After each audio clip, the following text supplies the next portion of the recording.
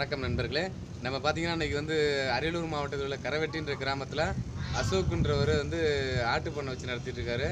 அவர் அந்த ஆட்டு பண்ணையில் வந்து அவர் எவ்வாறு நடத்துகிறாரு, அவர் வந்து மேய்ச்சல் முறையில் விட்டு வளர்க்குறாரா இல்லை கொட்டில் முறையில் வளர்க்குறாரா அப்படின்ட்டு ஒரு சின்ன விளக்கமாக போயிட்டு அவர் பண்ணையாளர் அசோக்கிட்டே கேட்டு நம்ம விரிவாக தெரிஞ்சுக்கலாம். வாங்க பண்ணைக்குள்ளே போய் பார்க்கலாம். ஒரு இது மட்டும் அள்ளி வச்சிரு. நம்ம ஆடு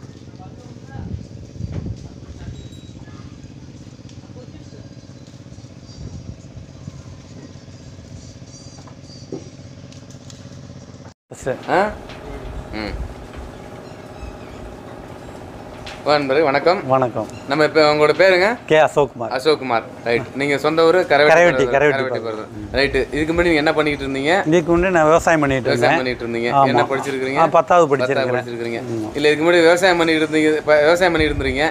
திடீர்னு எப்படி இந்த ஆடு வளர்ப்பை பற்றி உங்களுக்கு ஆர்வம் வந்திருக்கு? இல்லை, நான் ஆடு வளர்ப்புங்கிறது வந்து நான் மற்ற இடத்துக்கு போகும்போது ஆட்டில் நல்ல லாபம் அப்படின்னு சொல்கிறாங்க. சரி, அதை பற்றி இன்னும் 4 பண்ணைக்கு போயிட்டு விசாரிக்கும் போது ஆட்டு பண்ணது நல்ல லாபம் இருக்குது, அது முறையாக பண்ணணுன்னா நல்லா லாபம் இருக்குன்னு சொன்னாங்க. அதை பயன்படுத்தி தேர்வு பண்ணிவிட்டு அதுக்கு பிற்பாடு நான் ஆட்டு பரண மேலே பண்ணுவோம் அப்படின்னு ஒரு செலவு அதிகமாக ஆட்டு பண்ண வைக்கணும் ஐடியா பண்ண. ஓகே, அதே அந்த பரண் மேல் ஆடுன்றதை தேர்ந்தெடுத்தீங்க. பரண மேலுங்கிறது இன்றைக்கி வந்து வேலை பற்றாக்குறை, ஆள் கிடைக்கல. அதனால் ஆமாம் ஆள் பற்றாக்குறை அதிகமாக இருக்குது. அதனால் அதை நம்ம ஃபேமிலியிலே பண்ணணும் அப்படிங்கிற நோக்கத்தில் தான் அந்த செலவு கூட போனால் பரவாயில்ல, வேலை ஆட்கள் கம்மியாக்கி நம்ம வந்து லாபம் அதிகமாக பார்க்கணும் அப்படிங்கிறதுக்கு தான் பரண்மேல் தேர்ந்தெடுத்தேன். ரைட். நம்ம இப்போ ஒரு பண்ணை ஆரம்பிக்கணும் பரண்மேல் ஆட்டுக்கு. அதுக்கு முதல்ல ஃபஸ்ட்டு நம்ம என்ன செய்யணும்? ஃபஸ்ட்டு வந்து நம்ம இடத்த தான் சூஸ் பண்ணணும். நம்ம வந்து ஆடு வளர்ப்புக்கு முதல்ல வந்து தீவனம் தயார் பண்ணுறது. அது ஆடு 100 ஆடு வளர்க்குறோம்னா அதுக்கு நமக்கு வந்து 2 ஏக்கர் குறையாமல் இடம் இருக்கணும். நம்ம 100 ஆடு வளர்க்க முடிவு பண்ணிட்டோம்னாக்க நம்மகிட்ட 2 ஏக்கர் இடம் இருக்கணும். ஆமாம், நம்ம எவ்வளவு பண்ண போகிறோம் அப்படிங்கிறதுக்கு அதுக்கு தகுந்த மாதிரி நம்ம இடம். இப்போ வந்து 1 ஏக்கர் இருக்குது, 50 ஆடு பண்ணிக்கிறோம், 50 ஆடு பண்ணுறோம். அது மாதிரி எவ்வளவு குரோத் லேண்ட் அதிகமாக இருக்க நம்ம ஆடுகளை கூடி பண்ணிக்கலாம். இல்லை லேண்ட் இல்லைங்கிறதுக்காக அதை பண்ணவும் தேவைன்னு இல்லாத அளவுக்கு நம்ம கம்மியாகவும் பண்ணலாம், 10 ஆடும் பண்ணலாம். கம்மியாக இருந்துச்சுன்னா 10 ஆடும் பண்ணலாம். அது மாதிரி நம்ம ஆமாம், நமக்கு தீவனம் இருக்கணும், தண்ணி வசதி இருக்கணும். இதெல்லாம் நம்ம வந்து லொக்கேஷன் பார்த்துட்டு ஆட்டு பண்ண ஆரம்பிக்கணும் முடிவு பண்ணிட்டாக்க ஃபர்ஸ்ட் இடத்தை தேர்வு பண்ணணும். ஆமாம், அடுத்து தீவனத்தை ரெடி பண்ணி வைக்கணும். அதுக்கப்புறம் தான் ஆட்டையை ரெடி பண்ணணும். ஆட்டை வாங்கி பரண்மேல் கொட்டாய் அமைச்சு ஆரம்பிக்கணும். அதுதான் சரியான இதாக இருக்கும். ஃபர்ஸ்ட் தீவனமும் இடமும் ரெடி பண்ணி வச்சுக்கணும். ஆமாம், கண்டிப்பாக. அப்புறம் நம்ம ஆட்டெல்லாம் அப்புறம் தான் நம்ம வந்து எல்லாத்தோடைய லெவலுக்கு போகணும். ரைட்டுங்க. அதாவது இப்போ நம்ம வந்து ஒரு 50 ஆடு மினிமம் நம்ம செட்டு ஆரம்பிக்கணும்னா நம்ம இந்த கொட்டகை அமைக்கிறது எவ்வளோ செலவாகும்?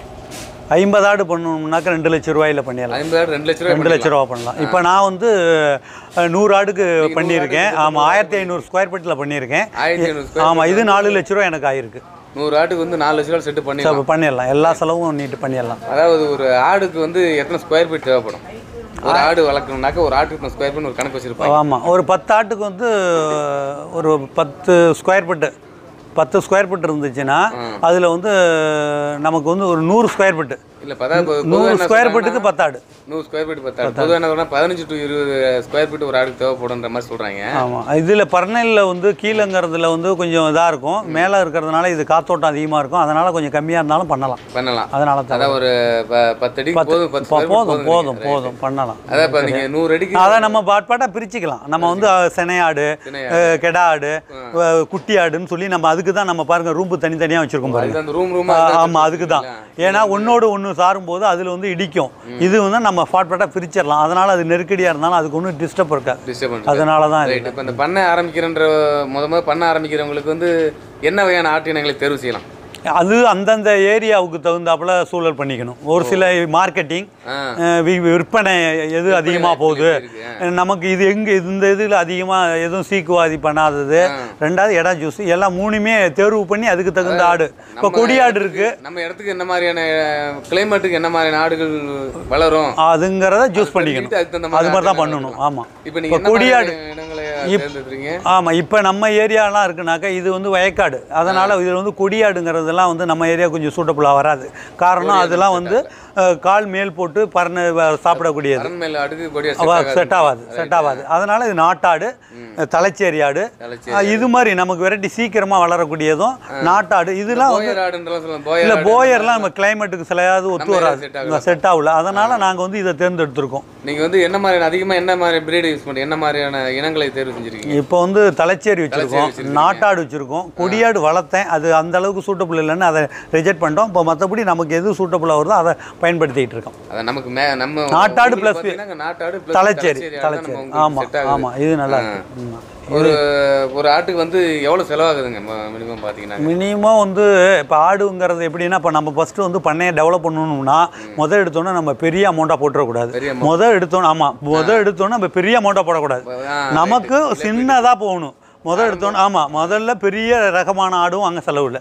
சின்னதாக குட்டியாக வாங்கி ஒரு 10 குட்டியாக வாங்குகிறோம். அடுத்தது அது நம்ம செனப்படுத்தி அதை அப்படி டெவலப் பண்ணிட்டு வரணும். அப்படிங்கும்போது நமக்கு வந்து செலவுனும் கம்மியாகவும் நமக்கு லாபமும் அதிகமாக வந்துடும். அதான் இப்போ ஃபஸ்ட்டு நம்ம பண்ண ஆரம்பிக்கிறோம், சின்னதாக முதலீடு போட்டு ஆரம்பிச்சு ரைட்டு. முதல்ல வாங்கும்போது எத்தனை ஆடு எத்தனை கிடா வாங்கலாம்? இல்லை, 20 ஆட்டுக்கு ஒரு கிடா. நல்ல ஒரு செட்டுன்னு பார்த்தா 20. ஃபஸ்ட்டு ஆமாம், 20 ஆட்டுக்கு ஒரு கிடா, 15க்கும் வச்சுக்கலாம். ஆனால் 20க்கு ஒன்று, 20க்கு ஒரு கிடா. ஆமாம், நல்ல தரமான கிடா ஒரு கிடா வச்சுக்கணும். 20 ஆடு ஒரு கிடா வாங்கிக்கணும். இப்போ நீங்கள் எத்தனை ஆடு முதல்ல நீங்கள் வாங்கினோம்? ஃபஸ்ட்டு நாங்கள் வந்து 20 தான் வாங்கினேன். 15 வாங்கினோம். அடுத்தது அப்புறம் 5 வாங்கினோம். 20க்கு ஒரு கிடா வாங்கினேன். அதை டெவலப் பண்ணிட்டு அதிலிருந்து நான் உற்பத்தி பண்ணி தான் பண்ணி கிட்டத்தட்ட இப்போ தீபாவளியாக 1 லட்ச ரூபாய்க்கு ஆடு விற்றேன் கெடாவா. அதாவது நமக்கு கெடா வந்து ஏதாவது விசேஷ நாளுக்கும் அந்த மார்க்கெட்டிங் பண்ணுறது வந்து எப்போ நமக்கு மக்களுக்கு தேவைப்படுதோ அந்த நேரத்தில் விற்கும் போது நமக்கு லாபம் அதிகமாக. அதுதான்